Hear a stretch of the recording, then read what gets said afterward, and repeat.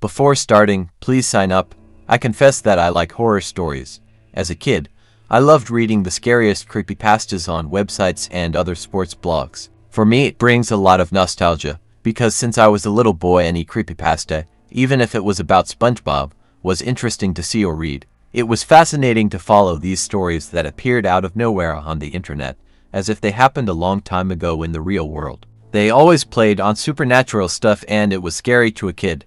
However, over time, this type of folder and horror story lost popularity and is now practically a bad joke. But it's time to rekindle that flame and show some of this type of media that has been very underestimated for a long time and has very good potential. However, before we talk about creepypastas, it is important to point out that it is difficult to define exactly what they are. Compared to other types of horror stories, they are pretty much the same. The reason why they became famous on the internet is precisely because they are shared from person to person, as if they were stories told orally. The term creepypasta is derived from the term copypasta, which refers to copied and pasted text across the internet. However, the first problem with creepypastas is in the name, as they are often confused with internet legends that try to make people believe they are real, even if they are poorly written and difficult to believe.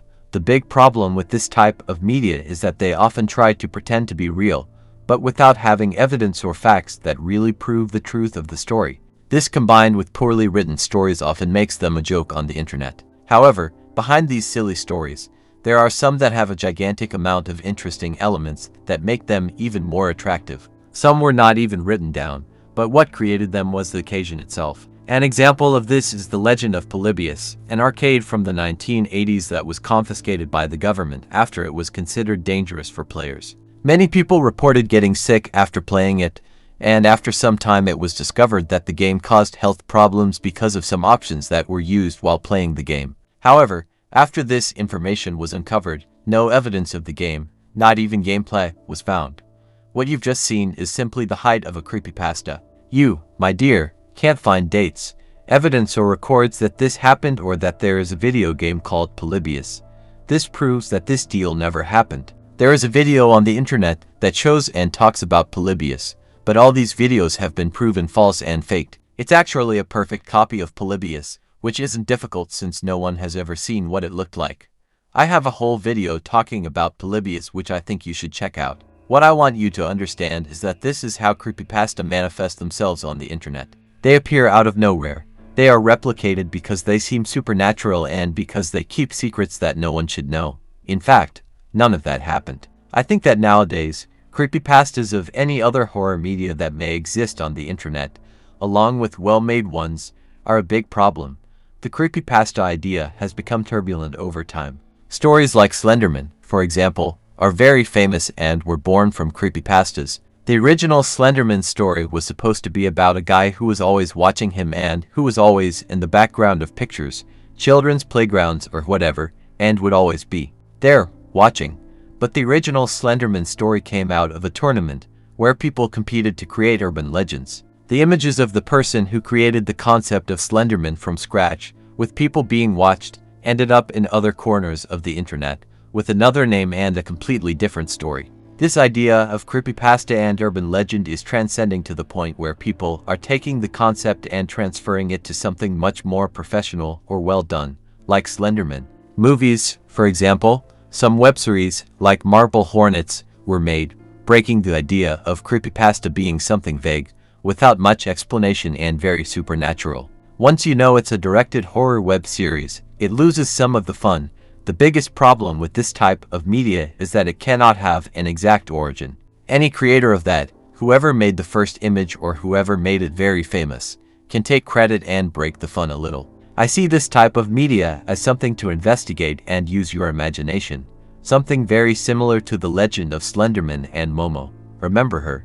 Well, it appeared on the internet with a supposed legend of a cursed number that, if you called, this animal would answer. Shortly thereafter, the original image was found, and in fact, instead of a supernatural critter, it was just a statue from a museum. That legend died and no one ever spoke about it again.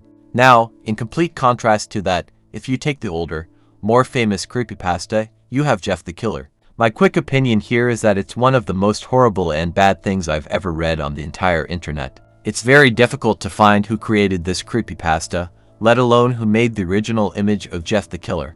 It's kind of just there. It's always been there on the internet. The original image of who created Jeff the Killer has been on the internet since 2005, for you to have an idea. And no one has ever found out who the original is, who owns it, much less who took that image and created a story on top of it, or if it was the same person. Nobody knows, nobody will ever know. And I can even say that it was the part more because of that worked, but that besides the fact that it is one of the worst in my entire life on the internet, I understand what makes it so successful. Finally, the image is quite disturbing. So, there is no way you can take a look at this face and not feel, at the very least, discomfort for looking at this image. So modified and altered, it felt like she was looking into your soul.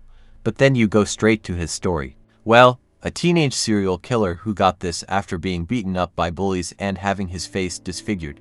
Can you imagine? I don't think so.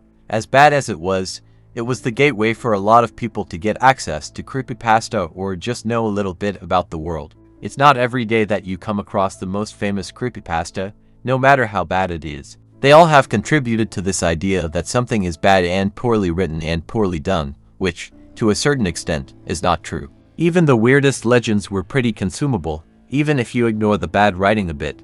Secret, they were.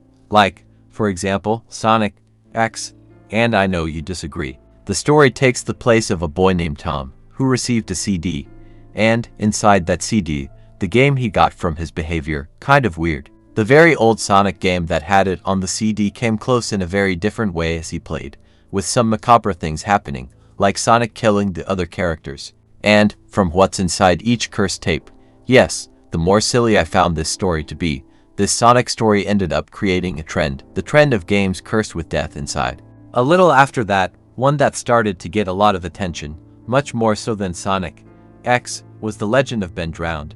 Legend has it that a boy found an old cartridge of Zelda Majora's Mask. While playing it, he noticed strange things, such as the presence of a bizarre character who shouldn't be there, unusual locations and strange NPCs. He recorded and shared these experiences on the internet, and thus one of the best creepy folders was born, very well written and divided into story arcs and characters. This is proof that, when well documented and full of information, these stories are no longer just told from person to person and become a kind of RG with well-crafted characters and riddles. However, many mediocre stories tarnish the image of this genre, which emerged as a kind of virtual campfire story and should be more explored and valued. It's important to remember that some internet communities treat these stories as if they were true, creating an organic horror universe. Therefore, it is essential not to lose the charm of creepypasta and continue to enjoy this unique internet genre. I hope you enjoyed it and thank you for making it this far. If possible, leave a like and subscribe to the channel. To the next.